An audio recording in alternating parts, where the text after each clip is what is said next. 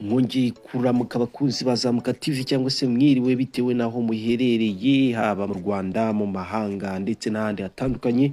Ubu ngubu turabasuhuje tuje muri ya gahunda yacu tuziranyeho y'amakuru avugwa mu bitangazamakuru ndetse no ku mbuga nkoranyambaga zitandukanye kabisa ndetse no ku mbuga nkoranyambaga zitandukanye.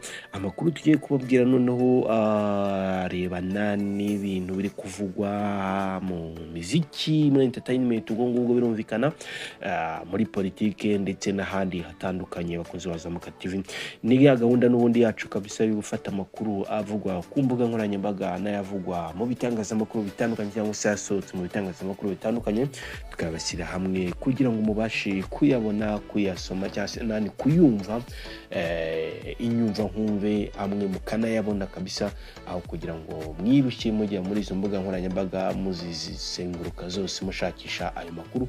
Twe twahisemo kuyabahereza hano kuri Zamuka TV. Gahunda ni yayindi yo gukora subscribe, like, share ndetse na comment, ubundi ibintu bikagenda neza. Mbibutsa ko share no guhereza mugenzi wawe nawe akamenya ayo makuru. Comment nawo no gutanga igitekerezo ukatubwira uko twabihindura cyangwa se uko ikintu twavuguramo kugira ngo ibintu bikomeze kugenda neza cyane. Reka tugaruke mu kanya.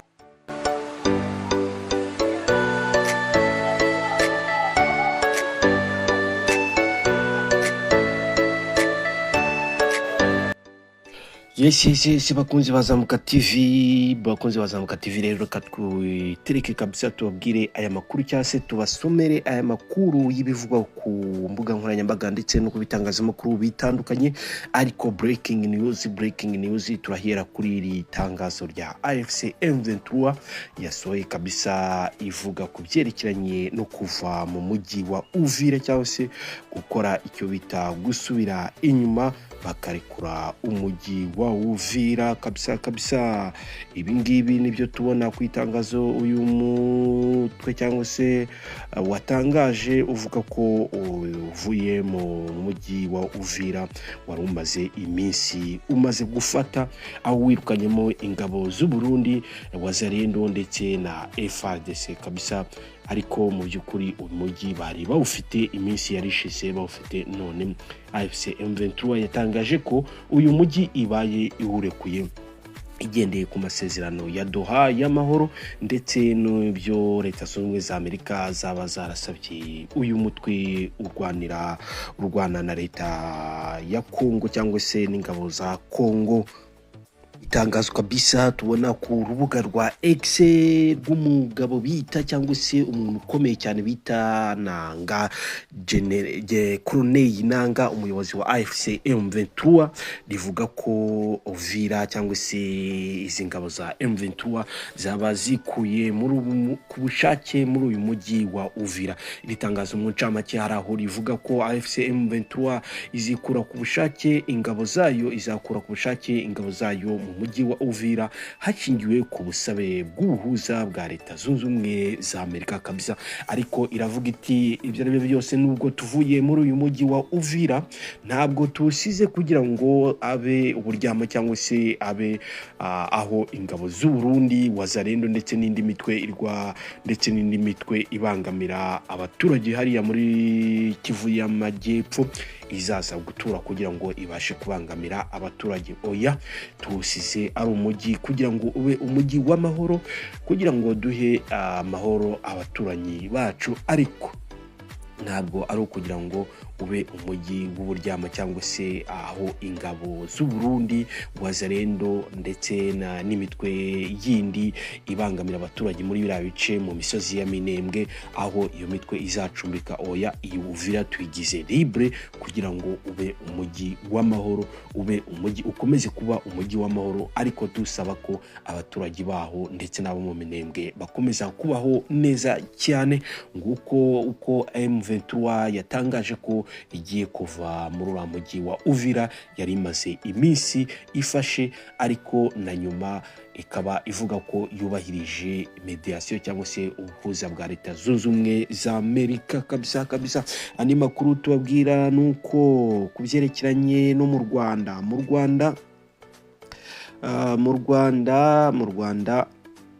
Impanuka y'imodoka ya Trinity yahitanye abanyarwanda babiri muri Uganda. Abantu batatu barimo abanyarwanda babiri baguye mu mpanuka y'imodoka ya sosiyete itwara abagenzi ya Trinity Express yavaga i Kampala yerekeza i Kigali. Yabaye mu ijoro ryo kuri uyu wa mbere tariki 15 Ukuboza 2025 mu karere ka Rukiga muri Uganda. Iyi mpanuka yabaye mu masaa 8:30 z'ijoro ubwo iyi modoka yari igeze mu gace ka Katunda mu muhanda wa Ntungamo Kabari. Umwe mu bayirokotse bya Mungu Elise yavuze ko imodoka yarenze umuhanda igwa hepfo. Ndakeka ko umushoferi ashobora kuba yatwawe n'agatotsi kandi atwaye. Umuvugizi wa polisi ya Uganda mu gace ka Kigezi ISP Mate yavuze ko abapfiriye muri iyi mpanuka ari John Habati Rubwamwa w'imyaka 26 ukomoka muri Kampala, Habineza Alfred w'imyaka 30 wari konvoyeri w'imodoka, n'undi witwa Gaddafi. Aba babiri banyuma akaba ari abanyarwanda kabisa. Ngayo nguko iyo modoka. Abakomeretse kandi harimo Habiyaremye Ananias w'imyaka 44 usanzwe ari umushoferi w'imodoka aho avuka mu karere ka Rwamagana, ndetse n'abandi bagore batatu imyirondoro yabo itatangajwe kabisa. Ngayo nguko impanuka ya Trinity yaba yapfiriyemo abantu batatu barimo abanyarwanda babiri ndetse ikomerekeramo n'umushoferi. Uyu mushoferi witwa Habineza Ananias wo mu karere ka Rwamagana. Indi nkuru tubabwira nuko no kubyerekeranye n'imyidagaduro aho bahiganye ubutwari ibyaranze ikiganiro cyahuje The Ben na Bruce Melody imbere y'itangazamakuru. Ni ubwa mbere mu itangazamakuru ry'imyidagaduro mu Rwanda habaye ikiganiro hagati y'abahanzi, naryo kikabera ahantu hagari kandi n'abakunzi b'abahanzi ntibahezwe ahubwo bagahabwa umwanya wo kwihera ijisho aho bakunda. Ntabwo byari bisanzwe ko abahanzi baganira n'itangazamakuru bemeze nk'abari mu kiganiro mpaka, buri wese yirata ibigwi n'ibyo arusha mugenzi we. Byabaye ubwo The Ben na Bruce Melody baganirizaga itangazamakuru bategura igitaramo bagiye guhuriramo cyiswe The New Year Groove. The Ben agiye gukora ku nshuro ya kabiri. Ni igitaramo kizabera muri BK Arena wa mbere Mutarama 2026, cyatewe inkunga na Airtel Rwanda, Techno Engine, Centrica ndetse n'ikinyobwa cya Meeting. The Ben yavuze ko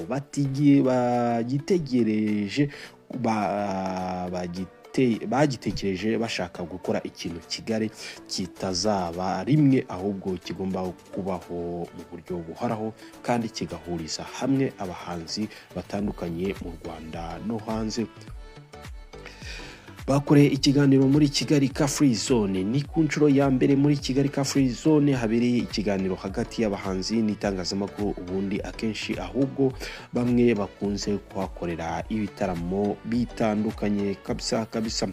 Gusuhuzanya mu ruhame. Muri Kanama 2024 Bruce Melody yagaragaje ko yabangamiwe n'uburyo The Ben yamuhobeye akamuhukanda ubwo bari muri Leta Zunze za Amerika mu gitaramo cya Rwanda Day cyabereye i Washington, aho yagize ati arakandana cyane, ntabwo mbikunda, nanga abahungu bankoraho, sinkunda abahungu bampobera, abantu banje baba babizi, oya twahuza ibyo ntashaka, ni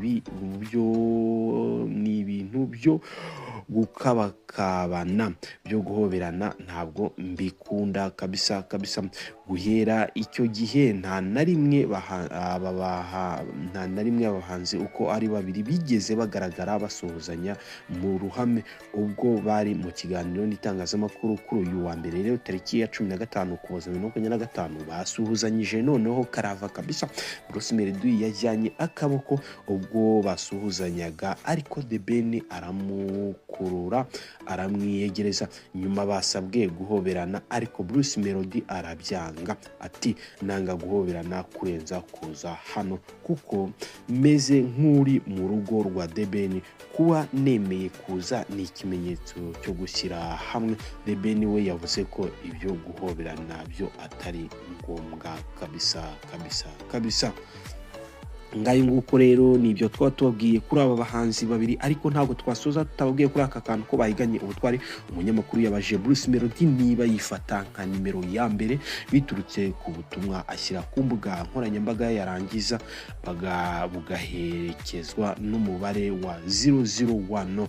Uyu muhanzi mu gusubiza ati ndabisubiza muha mu munyamakuru, urugero nkunda gukoresha ingero, turi igihugu gito gikikijwe n'ibihugu binini, ariko kubera ko tuzi ahantu turabizi ko turi aba mbere, mushakemo igisubizo. The Ben asubiza ibijyanye n'iki kibazo cy'uwa mbere hagati ye na Bruce Melody, yagize ati yiyise uwa mbere mu gakino ariko nje ndi ntagereranywa kabisa.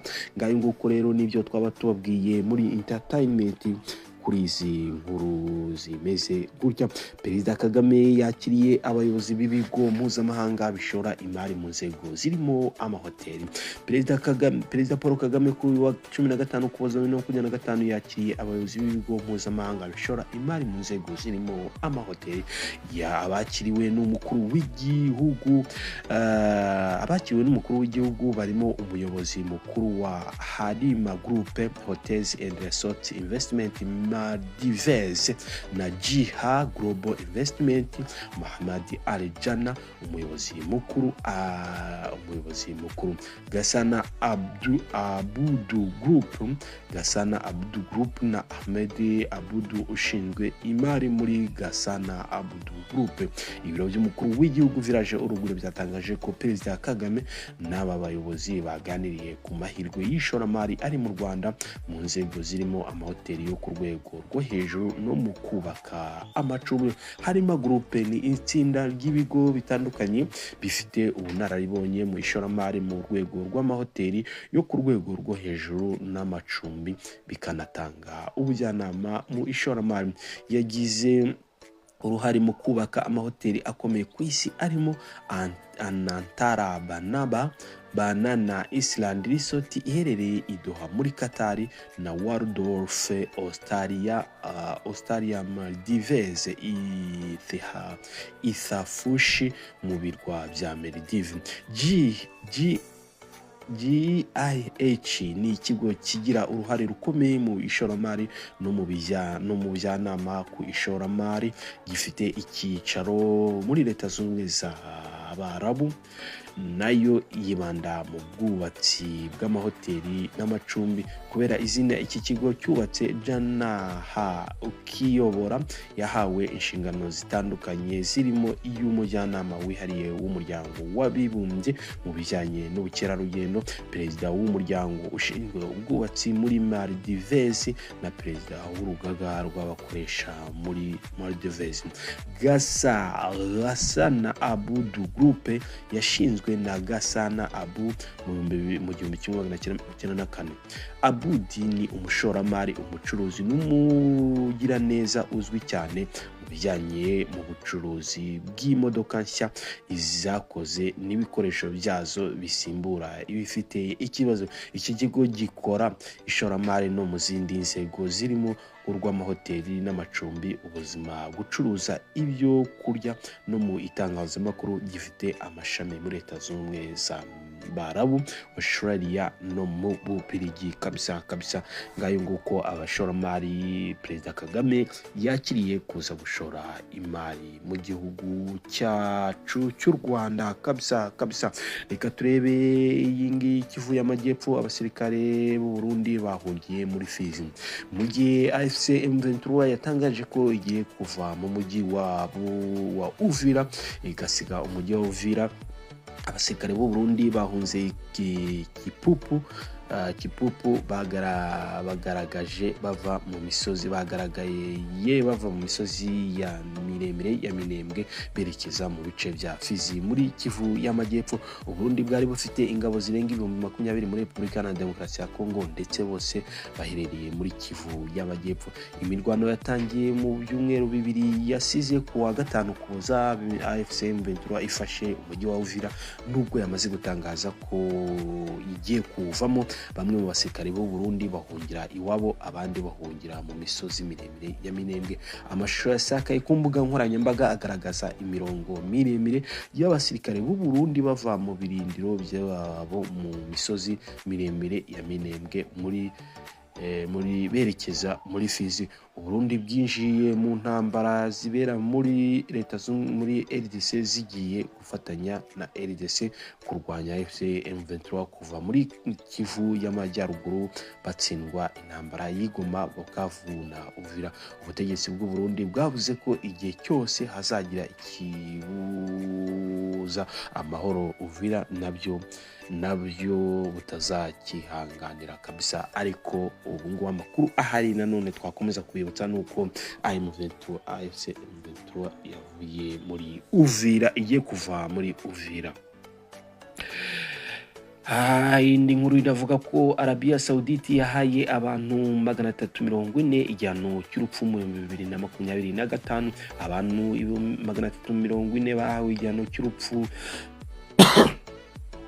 mu mwaka wa 2025 muri Arabia Saudite, biyongeraho babiri ugereranyije n'abahawe iki gihano mu 2024 kuko bo bari 338.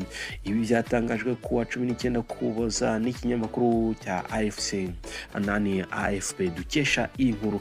Imibare kandi ishimangirwa na Minisiteri y'Umutekano w'imbere mu gihugu yo muri iki gihugu iherutse gutangaza ko abantu 3 biciye umunyasudani muri iki gihugu bishwe. Bamwe mu buryo bukoreshwa mu gushyira iki gihano mu bikorwa ni ugucibwa umutwe, kuraswa cyangwa guterwa amabuye, byose bikorerwa mu ruhame. Iki gihano gikunze guhabwa abantu bakoze ibyaha birimo gufata ku ngufu cyangwa gusambanya abana, ibyaha by'iterabwoba, ibyaha bijyanye n'ibiyobyabwenge, ubwicanyi no guhindura idini. Kugeza ubu Arabia Saudite iri mu bihugu bike bigikoresha igihano cy'urupfu mu mategeko mpanabyaha yabyo, aho ibindi birimo nk'Ubushinwa, Iraq, Korea ya Ruguru, Vietnam n'ibindi bigera kuri 50. Ni mu gihe ibindi bihugu birenga 100 byamaze gukura iki gihano mu mategeko yabyo, birimo n'u Rwanda rwagikuyeho ku wa 25 Nyakanga 2007 kabisa. Ngayo nguko aho muri Arabia Saudite kabisa igihano cy'urupfu kiracyahari kabisa. Colonel Nanga yasabye abasirikare ba RDC kutemera kwitwa inzererezi.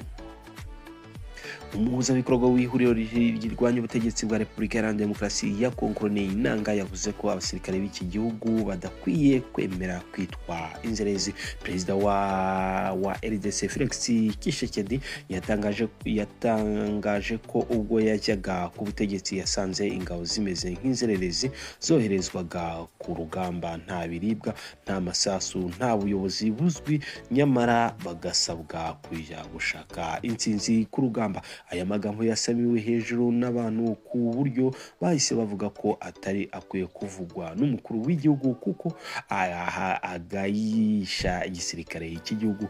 Amashusho yashyizwe kuri X na AFC M23 ku wa 15 Kuboza 2025 agaragaza Colonel Nanga ashishikariza abasirikare ba FARDC na Wazalendo kujya mu ihuriro riharanira impinduka. Ati, basirikare ba FARDC mwiswe inzererezi, ntabwo muri inzererezi, ntimuzabyemere, mugomba kubihakana mwivuye inyuma. Ndabasaba kuyoboka impinduramatwara, abavandimwe bacu bo muri Wazalendo, muve mu binyoma mutwiyungeho mu mpinduramatwara.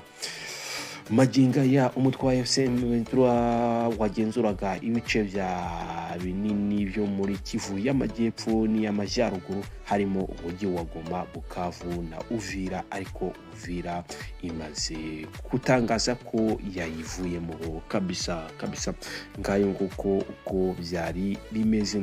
Warikare FDLR, umutwe w'iterabwoba wa FDLR watwitse umudugudu wose. Umutwe w'iterabwoba wa FDLR watwitse umudugudu wose muri teritwari ya Warikare, intara ya Kivu y'Amajyaruguru mu burasirazuba bwa Repubulika Iharanira Demokarasi ya Kongo. Iri bara ryabereye mu gace ka Tuonane gaherereye muri groupement ya Walowa Rwanda mu gitondo cyo kuri uyu wa 15 Ukuboza 2025. Abantu 4 barapfa, abandi bahungira mu midugudu baturanye. Umurwanyi wa FDLR wiyise General Mudayongwa avuga ko yaguze n'abayobozi ubutaka muri aka gace, ariko abaturage bo babyamaganira kure. General Mudayongwa yasabye abaturage kuva muri aka gace kugira ngo ahakorere ibikorwa by'ubuhinzi n'ubworozi. Babyanze, uyu murwanyi ajyana nabo ayobora barabatera batwika inzu zabo. Mu bapfuye harimo abarwanyi 2 b'umutwe wa Mayimayi Kifwafwa uba mu ihuriro rya Wazalendo. Byatumye imitwe yombi ihangana bikomeye yifashishije intwaro nto n'iziremereye. Tariki ya 27 Kamena 2025 u Rwanda na RDC byagiranye amasezerano y'amahoro, byumvikana ko umutwe wa FDLR ugomba gusenywa narwo rugakuraho ingamba z'ubwirinzi rwashyizeho. Raporo y'impuguke z'umuryango w'abibumbye yasohotse tariki ya 8 Ukuboza ihamya ko nubwo leta ya RDC yemeye gusenya uyu mutwe, n'ubu ingabo zayo zikomeje gukorana nawe. Izi mpuguke zasobanuye ko nyuma y'itangazo igisirikare cya RDC cyashyize hanze tariki ya 10 Ukwakira rivuga ko FDLR izasenywa, cyaciye mu gikari kimenyesha uyu mutwe ko ubufatanye buzakomeza kabisa. Ngayo nguko nuko byari bimeze kabisa. Uburundi bwohereje abasirikare n'intwaro biremereye hafi y'umupaka w'u Rwanda kabisa. Iyi nkuru nayo tubona ku bitangazamakuru bitandukanye ivuga ko Uburundi bumaze iminsi bwohereza abasirikare benshi n'intwaro ziremereye hafi y'umupaka w'u Rwanda, mu gihe umwuka mubi ukomeje gututumba hagati y'ibihugu byombi. Leta y'u Burundi iri ku gitutu nyuma yaho ingabo zayo izo za Repubulika Iharanira Demokarasi ya Kongo, imitwe ya Wazalendo na FDLR byamuwe na M23 ibice byinshi mu kibaya cya Rusizi no mu ntara ya Kivu y'Amajyepfo kabisa. No kuvuga ko leta y'u Burundi, no kuvuga ko imbere y'ibihugu bigize akanama k'umuryango w'abibumbye, ambasaderi w'u Burundi Zefirine Maniratanga aherutse kuvuga ko u Rwanda rushyigikira M23, bityo ko igihugu cye gishobora guhangana narwo. Umwe mu bayobozi bakuru b'igisirikare cy'u Burundi yatangarije urubuga Sosi Media Burundi dukesha iyi nkuru ko abasirikare benshi n'intwaro ziremereye byoherejwe cyane muri komine Busoni, intara ya Butanyerera hafi y'umupaka wa Gasenyi Nemba. Uyu musirikare yagize ati hari intwaro zikomeye zashyizweho kugira ngo zikumire ikintu cyose cyava mu Rwanda. Muri Busoni haherutse kugaragara amakamyo ya polisi y'u Burundi ajyanayo abandi basirikare mu bigo birimo icya 411 giherereye ahitwa Mutwenzi. Nk'uko urubuga rwakomeje rubisobanura, amarondo mu bice by'u Burundi byegereye umupaka w'u Rwanda yariyongereye. Abapolisi n'urubyiruko rw'imbonerakure rushamikiye ku ishyaka CNDD FDD riri ku butegetsi bari kugaragara cyane mu mihanda yo mu masaha y'ijoro kabisa. Ngayo nguko ibiri kuvugwa mu Burundi. Senateri Evode yagereranyije ubushotoranyi bwa Perezida Ndayishimiye kuri RDF n'imbeba itera pompaje kuri Rwagakoco. Senateri Evode Uwizeyimana yavuze ko nubwo abategetsi bw'u Burundi budahwema kuvuga ko igisirikare cyabwo gikomeye ku buryo cyahangana n'ingabo z'u Rwanda, bubizi neza ko urwo rugamba kitarwisukira. Ni ingingo Senateri Uwizeyimana yagarutseho mu kiganiro cyatambutse kuri televiziyo y'igihugu kuwa 14 Ukuboza 2025. Yagaragaje ko Perezida Ndayishimiye Evariste w'u Burundi yigeze kuvuga ko u Rwanda ruteye icyo gihugu runyuze muri Uvira bitamutwara amasaha abiri yo gukemura icyo kibazo, ashimangira ko we afite nko kwiganirira, abifata nko kwiganira. Umunyamakuru yibukije Senateri Uwizeyimana ko Perezida Ndayishimiye ariko yavuze ko afite igisirikare gikomeye. Uwizeyimana ati, wari wabona imbeba ikora pompaje hejuru ya Rwagakoco? Wari wabibona? Nigeze no kubwira abantu uburyo wisunga umugabo mugakubitirwa hamwe. Icyo ni Ikinyarwanda, ikindi kiravuga ngo imfizi ntamenya irigata ubugi bw'intorezo, nacyo ni Ikinyarwanda. Ubwo ufite icyo agomba gukuramo yagitwaye. Senateri Uwizeyimana yashimangiye ko kuba ingabo z'u Burundi uyu munsi ziherutse gutsindirwa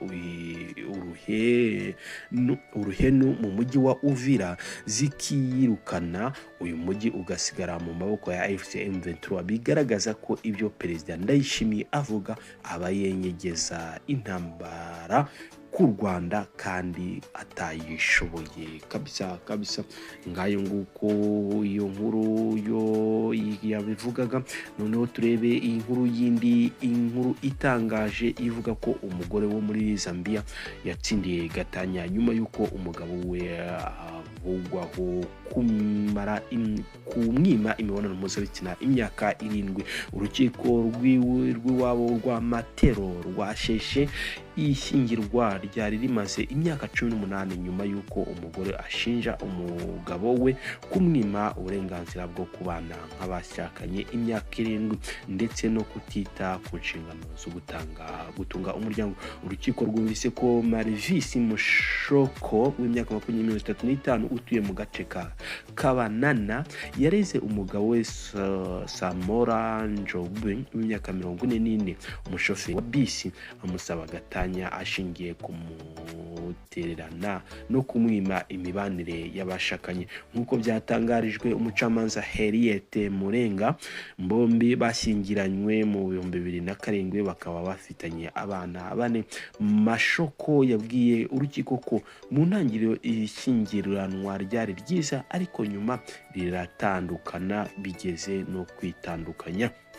Mu gihe bari batandukanye, Mashoko yagiriye umubano n'undi mugabo witwa Patrick Mutongo aza no gusama inda. Yabwiye urukiko ko Njobuvu nyuma yaje kumusaba kongera kubana nubwo yari atwite kandi yemera kurera uwo mwana nk'uwiwe. Icyakora Mashoko yavuze ko kongera kubana bitagenze neza kuko Njobuvu yanze kumusanga mu mibonano mpuzabitsina imyaka 7 kandi akirengagiza inshingano zo gutunga umuryango, ari nabyo byatumye ishyingiranwa risenyuka burundu. Urukiko rwahise rwemeza gatanya kabisa. Iyindi nkuru iravuga ko Umunyafrika y'Epfo yakatiwe igifungo cya burundu nyuma yo kurasa akica umugore we mu rusengero. Umugabo w'imyaka 55 wo muri Afrika y'Epfo yakatiwe igifungo cya burundu nyuma yo kurasa akica umugore we bari baratandukanye mu gihe bari mu misa mu ntara ya Limpopo. Urukiko rukuru rwa Tohoyandu rwahamije Avahapfani Eric Mutandaro icyaha cyo kwica umugore we Patience Funani Mbenzi w'imyaka 43 warashwe akahasiga ubuzima ku itariki ya 30 Werurwe 2024. Nk'uko byatangajwe n'umuvugizi wa polisi ya Limpopo, Colonel Maresera Dwaba. Ibi byabaye mu mudugudu wa Makonde nyuma y'uko Mandaloma akurikiye umugore we mu rusengero. Yinjiye mu rusengero afite imbunda aramurasa imbere y'abakristo mu gihe yari ayoboye indirimbo za korari. Nyuma yo kumurasa, Mandalamo yahise atoroka agenda mu modoka yo mu bwoko bwa Toyota Corolla y'ibara rya Silver Grey. Polisi yahise itangira kumushakisha maze ku munsi wakurikiyeho aza kwishyikiriza inzego z'umutekano, ahita atabwa muri yombi ashinjwa ku mugaragaro. Nyuma y'imyaka hafi 2 y'iperereza n'amezi menshi aburana, urukiko rwamukatiye igifungo cya burundu kandi rumwambura uburenganzira bwo gutunga imbunda. Mbenzi yari azwi cyane nk'umuyobozi wa korari kandi yari n'umucuruzi wa salo, akaba yaragiraga uruhare rukomeye mu buzima bw'ibitorero ry'iwabo. Turebe hano mu Burundi, inkuru nayo imeze nk'itangaje. Umuyobozi wo ku rwego rw'akarere Rumonge akurikiranyweho amagambo ashyigikira M23. Augustin Hakizimana, umukozi wa leta uheretse gushyirwa mu ishami ry'itumanaho mu karere ka Rumonge mu ntara ya Burunga mu majyepfo ashyira uburengerazuba bw'u Burundi, ari mu bwihisho. Amakuru atandukanye ahuriza ku kintu kimwe, avuga ko ari gushakishwa cyane n'inzego z'umutekano nyuma y'uko hasohotse amajwi afatwa nk'akomeye kandi yateye impungenge. Muri ayo majwi yakwirakwiye cyane mu bantu bamwe, bivugwa ko Augustin Hakizimana yari ari kuganira n'inshuti ye maze akavuga amagambo yafashwe nk'ashyigikira iterambere ry'umutwe w'inyeshyamba wa M23 ugana mu mujyi wa Uvira mu burasirazuba bwa Repubulika ya Demokarasi ya Kongo. Abantu b'umuryango we bavuga ko nyuma yo gusohoka kw'ayo majwi yatewe ubwoba n'abantu bivugwa ko ari abayobozi bo mu ishyaka rya CNDD-FDD ku butegetsi, bamushinja gukorana cyangwa kugirira impuhwe M23. Muri ibi bihe by'umutekano muke, ibyo birego bifatwa nk'ibikomeye cyane, bikaba byaranatumye inzego z'umutekano zitangira kumushakisha, bigatuma ahunga akabura aho agaragarira. Indi nkuru hano ivuga ko mu gihugu cya Uganda, igisirikare cya Uganda cyemeje ko gifunze padiri wa Katolike wari umaze hafi ibyumweru 2 yaraburiwe irengero. Igisirikare cya Uganda UPDF cyemeza ko gifunze padiri wa Kiliziya Katolika wari umaze hafi ibyumweru 2 aburiwe irengero, kimushinja kugira uruhare mu bikorwa by'urugomo bigamije guhungabanya umutekano. Mu itangazo rigufi, igisirikare cyavuze ko padiri Dediti Sekabira yafashwe akaba afungiye ahantu hemewe n'amategeko kandi azagezwa imbere y'urukiko. Diocese Katolika ya Masaka yari yatangaje mbere y'uko Padiri Sekibari yashimuswe n'abantu bambaye imyenda y'igisirikare cya Uganda. Kiliziya ntiyagira icyo itangaza ku birego by'igisirikare. Mu gihe Uganda yitegura amatora azaba mu kwezi gutaha, iri mu gitutu gikomeye cy'imiryango iharanira uburenganzira bwa muntu kubera raporo zivuga ko gushimutwa kw'abantu no gufungwa igihe kirekire batanga. Diocese ya Masaka yatanze impuruza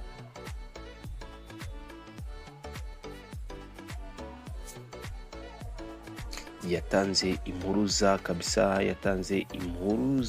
ku wa gatandatu ivuga ko Padiri Sekibira yatwawe ku itariki 3 Ukuboza, kandi ko burakwe ari igikomeye kuri diocese ya Masaka, kuri Kiliziya Katolika yose no ku muryango we kabisa.